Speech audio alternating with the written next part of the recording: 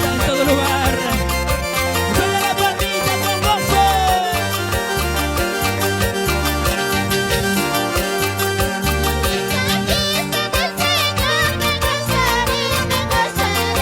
¡Vamos, le cantamos!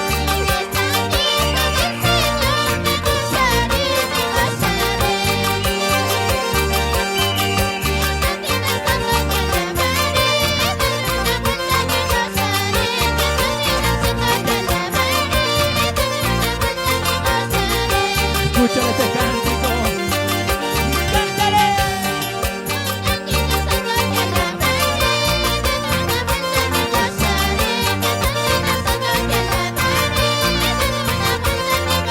¿Cómo se goza, mi hermano Joel Cóndor?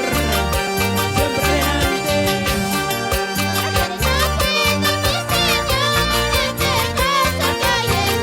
Eleva tu voz y dile.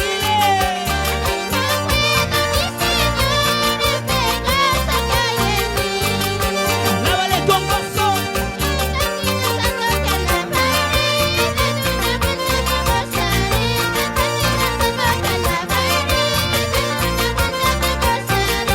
Porque Dios nos ha hecho libres para su alabanza.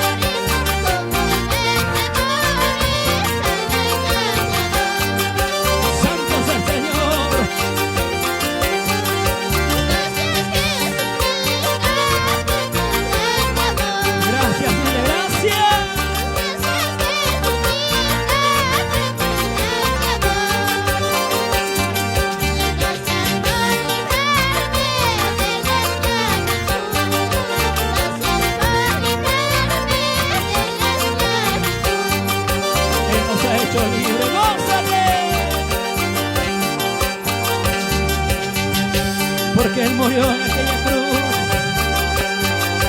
Él derramó su sangre preciosa por amor a esta humanidad. Amigo, tú que no conoces a Dios, en el caminar de la vida, levanta tu mirada al cielo y dile: Señor, gracias por la vida. Porque a ti también Dios te ama y Dios te da una oportunidad. Dios te trajo a este lugar para que escuches de su amor y lleves una palabra en tu corazón.